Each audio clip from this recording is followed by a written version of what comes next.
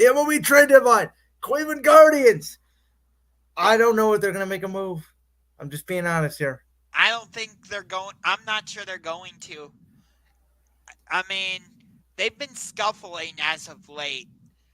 Losing 14 of their last 22 games. And by the way, for the record, I was at the game on Saturday night against San Diego. Not fun. Obviously, one hit. Closest I've ever come to seeing a no hitter in my young wife. The offense was just dead. Credit to Dylan Cease and that San Diego staff. I don't think it's a lot of what the Guardians are doing. I think it's just sort of a mental block right now. But the good news for them is, and I will say this, the Yankees went on a similar streak earlier this year. And we've seen in baseball teams go ebb and flows with streaks. Sometimes when you face this adversity, you come out better. And so I don't know if this is necessarily a bad thing. You could be right, but it's an interesting time for them to be having this cold spell because they just came off of losing 2 of 3 against San Diego. Now they're in the midst of this 4-game series against Detroit. And then you have to go to Citizens Bank Park to take on the best team in Major League Baseball, the Philadelphia Phillies. Not good timing to have this type of cold streak. No, but by the way, can I add something? Because I don't know if people truly realize this. You know, they're still only like 1.5 games out of first place in the entire American League, and they're only 3.5 games out of the best record in baseball. Yeah, but when you've got teams like Baltimore, New York, Houston's back in the mix. Houston is. By the way, for the record, this is how wonky baseball has been right now because I'm looking at the standings. You know, the hottest team in the league is the Dodgers, and they've only won 4 games in a row. Yeah, I mean, it's going to be interesting coming down the stretch. There's a lot of big series left to be played. When it comes to the trade deadline, I think we all think the Guardians could use an extra starter, obviously. I think they could use an extra bat. I think the issue is going to be these teams know this and they know the history of Antonetti and Chernoff and what the Guardians have done to win trades. And the Guardians generally don't lose a ton of trades as an organization. And I think these teams know that, if they give up a star to go to Cleveland, they're going to only get prospects back. And I don't know if they feel like it's going to be worth doing it. Right. And they also know that generally the Guardians are cheapskates. Well, not when it comes to trades. I mean, you can't really be a cheapskate on trade. It's more about value when it comes to trades. Sure.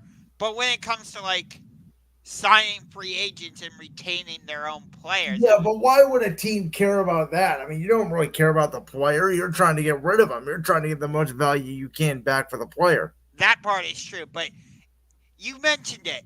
The Guardians do need starting pitching, but here's the problem. A majority of the league needs a starting pitcher. At least half, if not more. Yeah. So there's not a lot to go around.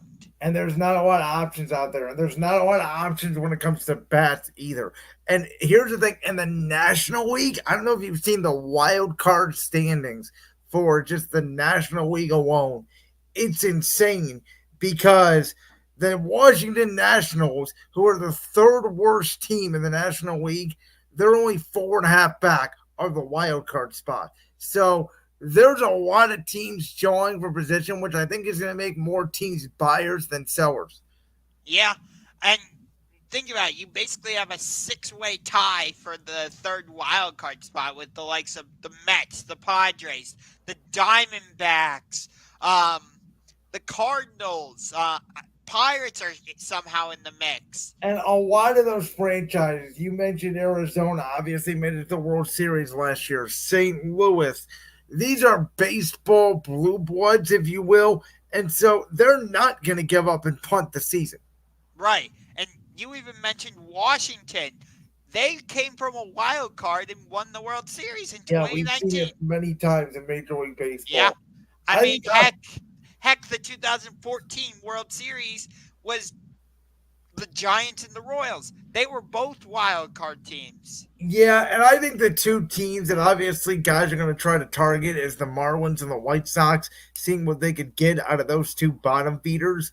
It sounds like the White Sox are playing hardball, which I don't understand, especially with us when it comes to Garrett Crochet. I get it, you don't want to trade him in the division, but as I have made the argument to you, they are so bad. I'd be willing to just get anything back to start my franchise over. Yeah, but I do understand like not wanting to trade within your own division by the I same token. guess, and maybe they are going to trade Crochet, maybe they're not. I don't know. The Guardians have not been afraid to trade in their own division. They traded with Chicago before. They traded with Detroit. Yeah. Um. So we'll see. It's it from what I've heard, the Guardians they want to make a run this season, but they're not going all in. From what I've heard. Which I understand it, but I think it could be a mistake. Now, depending on what you give up, I think they need to find a more power hitting shortstop. I think that's probably the biggest hole in the lineup. I don't know if they're going to get it. Um, I think it's very interesting to see what they do because they have a very young team. And that's the problem is you take advantage of this window where you have one of your best teams in years and the American League is maybe not as powerful at the top outside of Baltimore and the Yankees as it has been, and maybe Houston's starting to get back into it. Do you just take your chances with the young kids you have? Because in baseball, once you make the postseason, anything can happen. Right. And So I'll also say this: baseball is a weird sport where if they go out tonight, they could if they get 7 or 8 runs or whatever against the Tigers. I feel like if you just have one good game, one good night, turn your whole season right back around. it's interesting you say that because Detroit has kind of owned us as of late. Like they won 3 out of 4 in the 4 game series against the Guardians before the All-Star break. They won last night. I think Detroit leads the regular season series like 5-3, if I'm not mistaken. Maybe I'm wrong about that. I can look it up. They But are still, for the record, when it comes to the wild card, they are 6 games back. oh, So yeah, but that they're only a game under 500. Yeah, but you're still, it doesn't matter where you're at. You're still 10 back in the division, which can be very hard to make up at this point. Like, I think Tampa, they're at 500. They're probably not a playoff team. Would they sell off some people? Detroit, I feel like, is in a similar situation. And the Angels, if they have anything else to give, they're 9 games back. It's not really your record. It's more of where am I at in the standings. Right. By the way, I was correct. Detroit it leads the regular season series 5-3. I mean, after you beat somebody's ass for so many times, so many years, it eventually comes back to haunt you. Yeah.